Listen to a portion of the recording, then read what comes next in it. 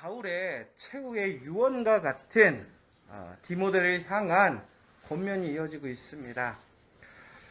지금 바울은 자기의 그 삶이 얼마 남지 않은 것을 알고 있습니다. 그러면서 마지막으로 그의 온 생애를 거쳐서 그가 살아왔던 그 삶의 그 모든 그런 고백과 또한 사역의 종합적인 이야기를 디모데에게 하고 있는 것입니다. 그런데 오늘 그 디모데에게 아마 바울은 많은 이야기를 하고 싶을 것 같아요. 여러분들이 아마 마지막 순간에 여러분이 사랑하는 사람들 혹은 여러분의 일을 감당하고 있는 사람들에게 무엇인가를 이렇게 전수해 주거나 우리가 정리해서 전달해 주려고 할 때에는 아마 간단히 이야기해야지 해도 아마 이것저것 얘기하다 보면 참 많아질 것 같아요. 그런데 오늘 바울은 그 수많은 이야기들 권면 가운데서 가장 최종적으로 이렇게 얘기를 하고 있는 것입니다. 말씀을 담대히 선포하라. 어떤 고난과 박해가 와도 항상 너는 지혜롭게 또한 그 진리 안에서 그 말씀을 온전히 전하고 너의 사명을 감당하라라고 얘기를 하고 있는 것입니다. 참 그 시대에 말씀을 전하는 것은 쉬운 일이 아닌 것 같아요. 왜 그러냐면 우리가 말씀을 증거하고 전함에 있어서 참 복되고 즐거울 때도 있습니다. 그러나 말씀을 증거하는 것이 오히려 우리의 삶에 많은 어려움과 고난과 박해를 만들어내고 또한 세상에서 인정받지 못하고 오히려 낙인 찍혀서 그 삶이 공고해진다면 우리가 말씀을 증거하고 전하는 데는 참 어려움이 있을 거예요. 처음에 대한민국 땅에 복음이 증거되었을 때 그 복음의 능력을 알지 못했기 때문에 많은 저항이 있었고 반대가 있었습니다. 그리고 아주 참혹한 고난과 박해가 있었고 또 그에 따른 순교자들이 있었어요. 그러나 지금 현재 우리는 그 순교자들의 피로 인하여 우리는 참 영광스럽게 편안한 신앙생활을 이어가고 있습니다. 그러나 오히려 우리가 그 초대교회, 바로 우리 대한민국의 그 복음이 증거되었던 그 초대교회로 돌아간다면 아마 지금 우리나라의 한 20%에서 30% 정도가 기독교인이라고 얘기를 하고 있지만 아마 그 숫자는 확 줄 것 같아요. 엄청 줄 것 같아요. 여러분, 우리가 무엇인가 어떤 일을 하게 될 때에 유익보다 손해가 많다면 안 하는 것이 일반적입니다. 그럼에도 불구하고 바울은 오늘 그가 하나님의 복음을 증거하고 선포함에 있어서 지금까지 그가 살아오면서 누렸던 그 모든 것들을 포기하였고 또 인정받았고 세웠던 그 모든 것을 내려놓는 가운데 그는 하나님의 말씀을 증거했고 또한 사람들에게 환영받기보다는 많은 고난과 박해 또한 미움과 또한 증오를 감당해야 했습니다. 여러분, 저도 그러는데요. 사람들한테 싫은 소리 듣는 거 참 힘들더라고요. 나도 모르는 사람이 우리 교회에 와서 혹은 저에게 참 좋아요 라고 하면 그 사람이 누군지 모르지만 마음이 좋아요. 그런데 아무리 친한 사람도요.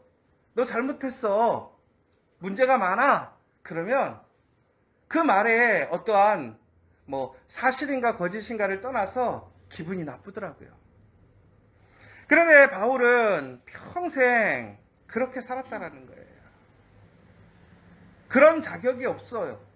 오히려 그는 로마인이고 더 나아가서는 가장 최고의 선생님에서 배운 지식인이에요.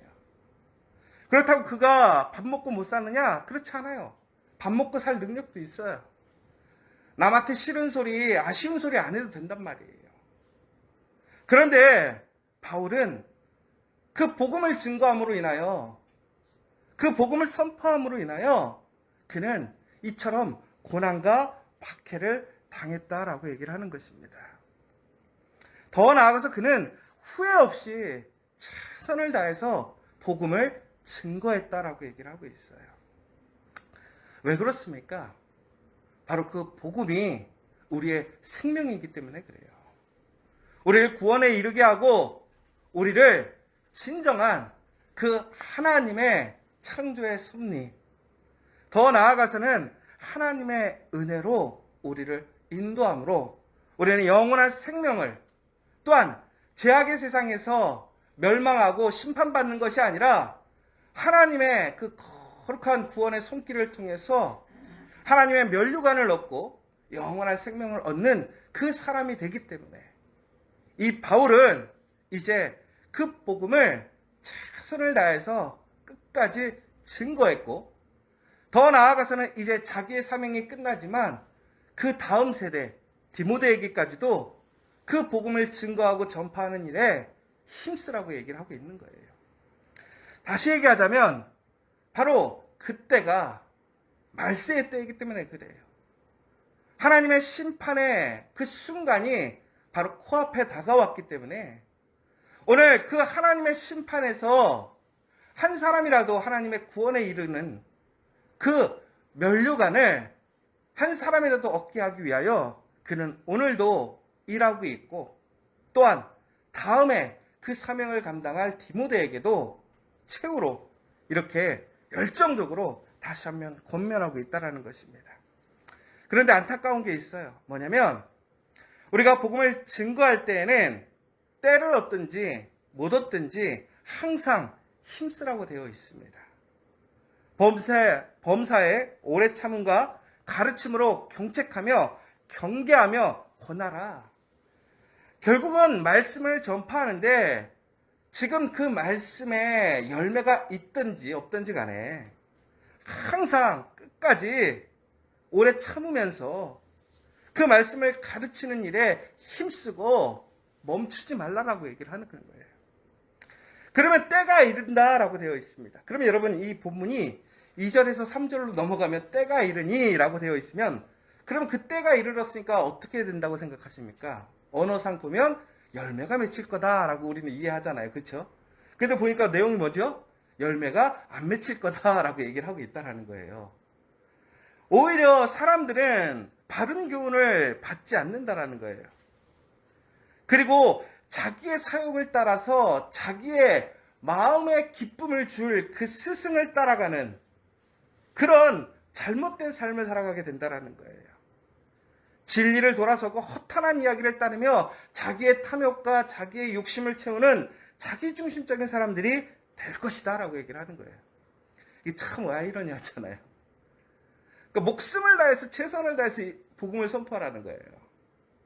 때를 얻든지 못 얻든지 복음을 증거하라요. 그리하면 때가 이르면 어떻게 된다고요? 열매를 못 얻을 거다. 여러분 같으면 하시겠어요? 안 하시겠어요? 우리가 지금 교회에서 어린이 영어 이제 우리가 우리 학교를 시작했습니다. 참 감사하고 좋은 것 같아요. 우리 아이들에게 무엇인가를 가르쳐주고 또 우리 아이들이 미래의 어떤 리더로서 세상을 향해서 준비할 수 있는 시간, 무엇보다 우리가 말씀 안에서 신앙의 공동체 안에서 서로가 또한 그렇게 아름답게 성장할 수 있는 기회가 있어서 참 좋은 것 같아요. 그런데 우리 아이들에게 그렇게 복음을, 또한 우리가 이렇게 영어 교육을 하면서 좋은 점이 하나 있는 것 같아요. 우리 센터장이신 우리 이영호 목사님께서 이렇게 얘기하셨어요. 큰 사람들은 가르쳐도 이렇게 효과가 잘 안 나타난다라는 거죠. 근데 애들은 가르치면 어떻게 되느냐? 변화되는 게 바로바로 보이고 성장하는 게 막 보이는 거예요. 그러니까 참 신나고 좋으시대요. 여러분 무엇인가 일을 할 때요, 이처럼 우리가 열심히 힘쓰고 애쓰면 바로 반응이 나고 열매가 많은 것이 좋지 않으세요? 여러분 솔직하게 직장에서 일을 하시는데 열심히 일해서 돈을 바로 버는 게 좋으세요? 아니면 20년 후에 후불로 돈을 받는 일을 하고 싶으세요?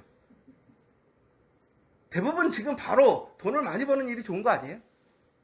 그런데 오늘 바울의 얘기는 뭐냐면 이 얘기예요.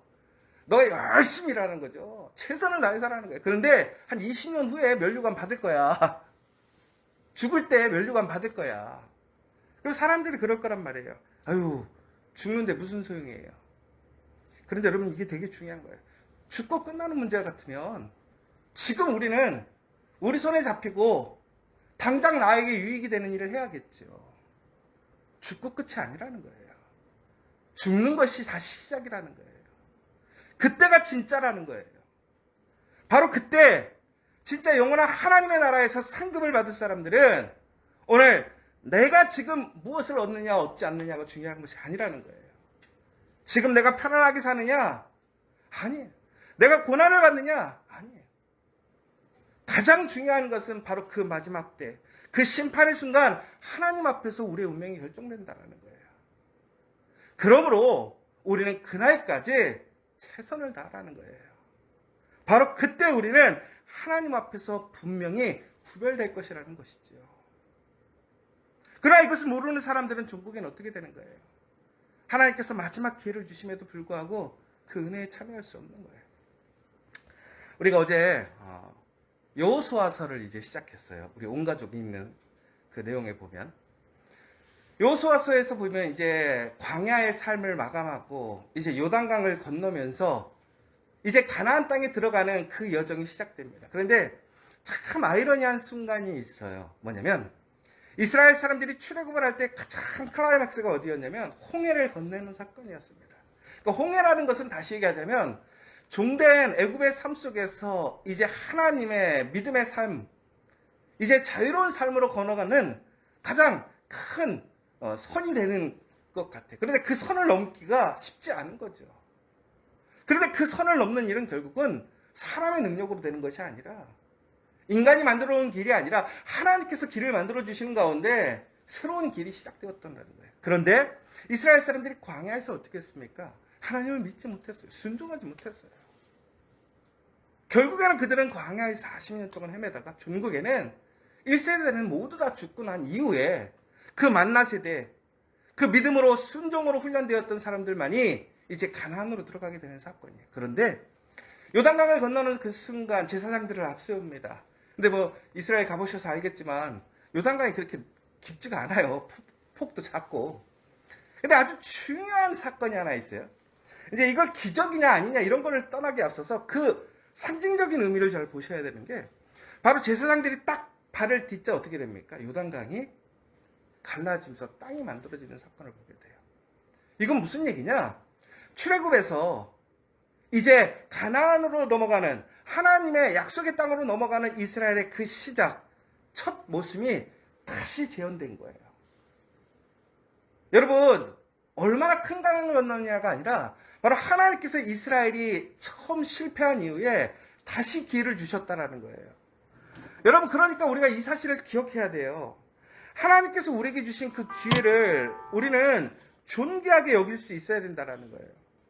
여러분, 우리에게 주어지는 이 두 번째 기회를 마저 놓친다면 우리는 결코 하나님 나라에 들어갈 수 없어요. 하나님의 은혜에 거할 수 없어요.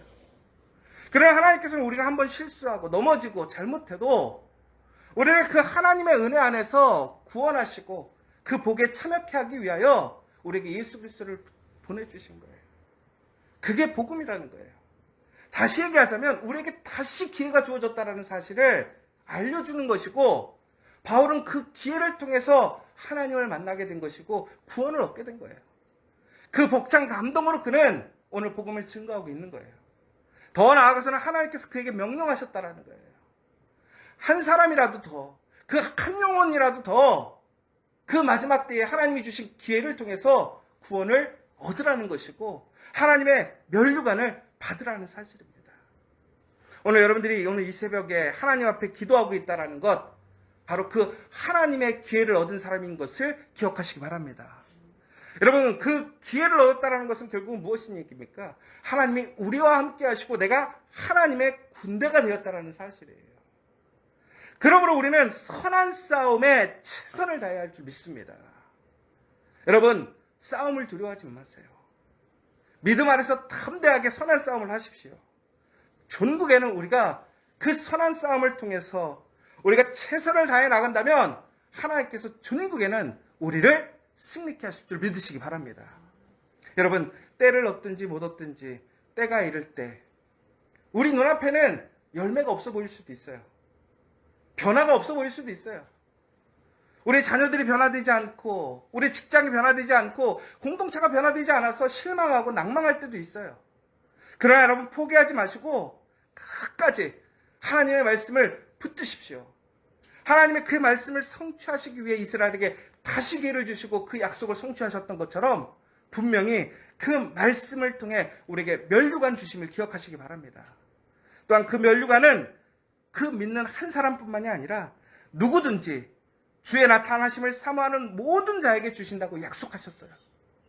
오늘 우리는 그 복음의 능력을 다시 한번 간절히 믿고 소망하고 의지함으로 나뿐만이 아니라 나와 함께하고 있는 그 모든 사람들에게도 그 복을 나눠줄 수 있는 그 은혜를 증거하고 나눠주는 그런 복된 사람들, 믿음의 사람들 되시기를 간절히 소망합니다.